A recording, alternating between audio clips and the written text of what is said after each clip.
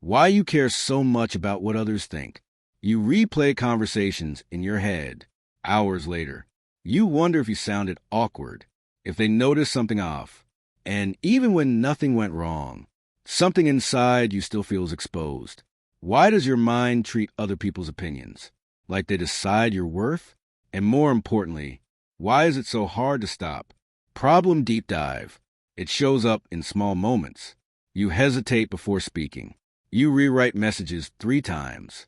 You check reactions more than your own feelings. And when someone seems distant, your mind fills in the blanks. They're annoyed. I said something wrong. They're losing respect. But it's not just thoughts. It changes how you act. You become quieter in groups, more agreeable than honest, more careful than real. And slowly, you stop expressing parts of yourself. Not because they're wrong, but because they might be judged. Over time, this builds something deeper, a version of you that is constantly adjusting, not based on what you believe, but on what you think others will accept. Psychology calls this self-monitoring, the tendency to shape your behavior based on social feedback.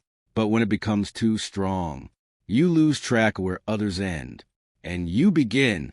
And the strange part is, even when people aren't judging you, your brain acts like they are. Why? Reframe. Before you try to fix it, you need to see this differently, because this isn't weakness. It's not insecurity in the way you think.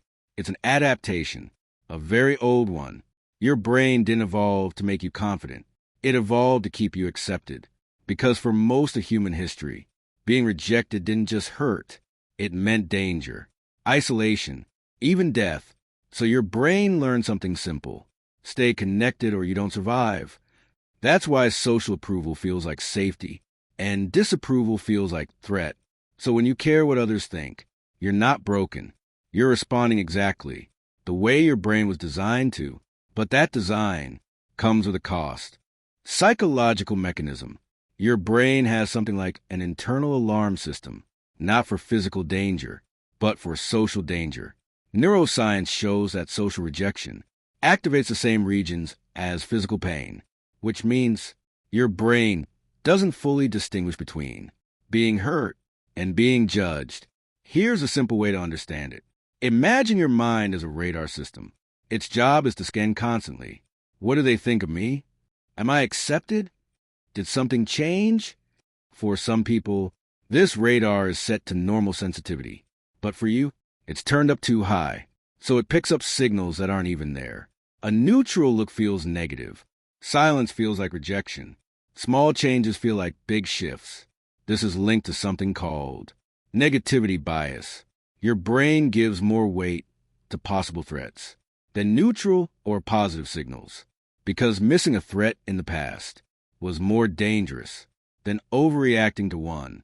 So your mind exaggerates, not to hurt you, but to protect you. And then there's another layer, the spotlight effect. You feel like people are paying more attention to you than they actually are, because your brain is centered on your own experience. So it assumes others are too. But most people are just as focused on themselves, which creates a strange loop. You think they're watching you. They think you're watching them. And no one is actually paying that much attention. Still, your brain keeps scanning, because to it, social safety is everything. But what happens when that system starts controlling your life? Practical framework. You don't turn this off completely. You recalibrate it, not by ignoring people, but by changing how your brain interprets them. Here's how. Step 1. Name the signal. What to do. When you feel that spike of "they're judging me," pause and label it. This is my social alarm. Why it works. Labeling emotions activates the prefrontal cortex, which reduces activity in the amygdala, your threat center. You move from reaction to observation. Example, you send a message. No reply. Instead of spiraling, you say, "This is the alarm, not the truth." Step 2. Separate facts from interpretation. What to do. Ask, what actually happened and what did I add to it? Why it works. Your brain fills gaps automatically. This step interrupts cognitive distortion. Example, fact, They didn't smile. Interpretation. They're annoyed with me. When you separate them, you weaken the emotional intensity. Step 3.